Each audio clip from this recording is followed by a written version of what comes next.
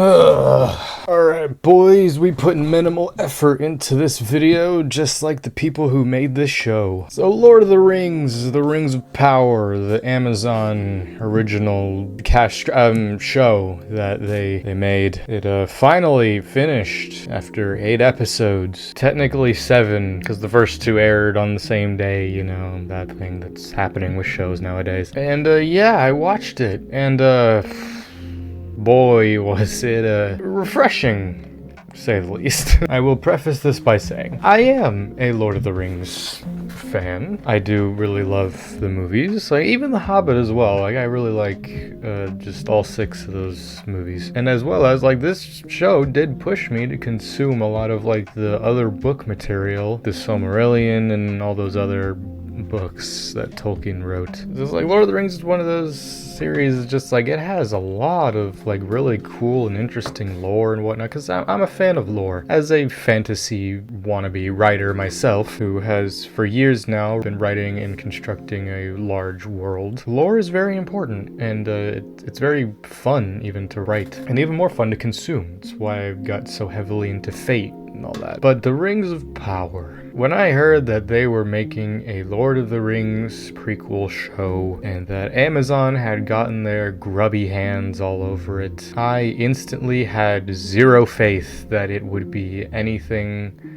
worthwhile. And well, now that we're here 8 weeks later, I'm glad I was once again proven correct. In my opinion, this show is mega ass. Because there was the whole thing of just like, yeah, this is like one of the most expensive shows ever created, I guess. I mean, that definitely shows. You know, the CG is very CG. Though again, like, this is a thing that I've been talking about and a phrase I've kind of coined. The Demon Slayer effect, where it's, you just sort of become numb to how good it looks after a certain point. Well, I mean, with this show, it's just mainly because there's nothing else really redeeming about it. For those who haven't watched it, I'm not gonna bother putting a spoiler warning, because who gives a shit? This show is set like 500-ish years before the events of Lord of the Rings. Pretty much the only like legacy characters that we would see are elves. I mean, there are other characters as well, such as, you know, we delve into like Isildur and his father, and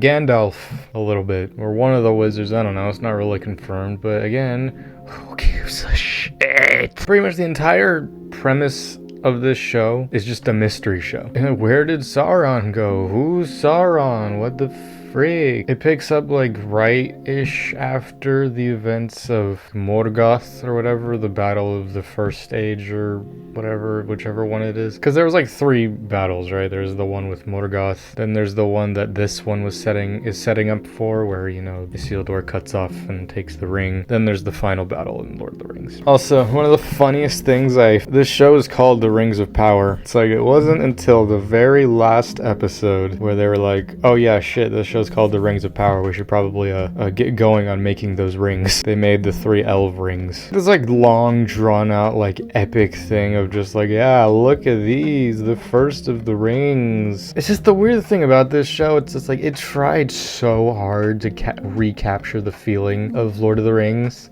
just because it's like it's following like all these different storylines. The main overarching thing is the whole Galadriel story, which, man, like, it was cool at the start, just sort of this idea, it's like, oh yeah, Galadriel hunting Sauron, but then it just kept being the same thing of just, Galadriel, you need to stop hunting Sauron, he's gone, and then Galadriel being like, you have no idea what he's taken from me, I've lived longer than all of you combined, and it's just like, Galadriel, stop, you live longer than all of you. It's like, Galadriel in Lord of the Rings, it's like, she was never anything like how she is portrayed in this show. It's like Galadriel in Lord of the Rings, she was just like this, portrayed as just this goddess, this wise, ethereal being with a darkness to her. It's like not this like whining brat almost. Like, yeah, I get, like, he killed your brother, but it's like, for that to be like the character's like only driving force, it's like, no, I don't want to stop Sauron because he's evil, I want to stop him because he killed my brother. And then also the big twist at the end, just like you finally find out who Sauron is. Who is it? It's the fucking human that she ran into on a raft. Oh my god. I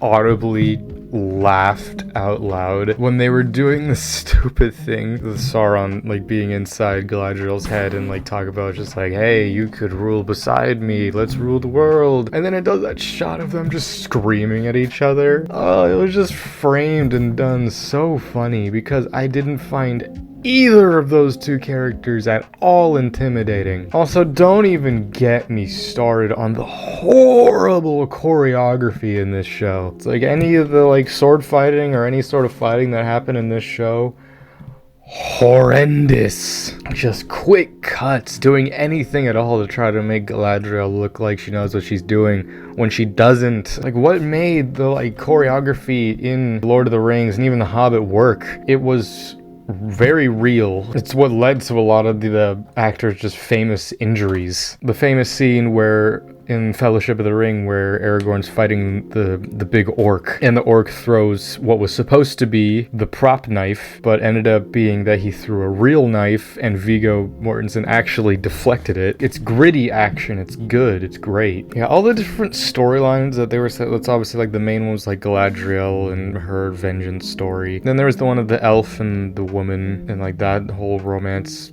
story or whatever, and him discovering like the tunnels and whatnot. The side story with like Isildur and his father that eventually converged into the Galadriel story. The other plot point of Elrond and him going and meeting Durin. That one was the only plot point that I was actually like giving a shit about. I mean, it's also cool seeing a younger Elrond, and also cool seeing Durin because again, The Hobbit, you know, the line of Durin. It's like this is where it starts. And plus them, like the whole Mithril story, like them eventually digging too deep and how they find the Balrog. It's just unfortunately that also just has the repetition for many episodes of Elrond trying to be like, hey, our light is dying, we need this Mithril, and then Durin being back and forth just like, you were never here for me, and then eventually just like, you're my best friend, and then his father being like, I will not help the elves, and you know, doing that, and then just like, leave, you are no prince of mine. Oh yeah, and then of course the one that I funnily enough forgot about because I'm trying to. The Gandalf story with the hobbits, the Harfoots.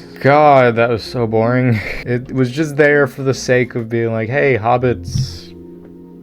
So we have every race involved, I guess, even though their story never connected at all to the main events at all. Unfortunately, this was a show that I was watching with my family, so I had no control over fast forwarding or anything like that. Anytime the hobbits were on screen, I was just like, I just so badly just wanted to walk over and just be like, fast forward. Because it's just this constant bullshit of just like them trying to build up this thing and just like, hey, is this Gandalf? Is it not? Is it? It's like, it is Gandalf. All this was, yeah, sort of setting up a thing of just like why Gandalf trusts the hobbits so much, why he's so fond of them, why when it came to the Hobbit and they needed a burglar, he went to Bilbo first. This show, it's a prime example for me. It's just like, sometimes I just like to watch stuff burn because fire can be pretty. Some people just like to watch the world burn. And the only like couple things that were kind of cool was, I guess, seeing the origins of Mordor, and that's about it, really.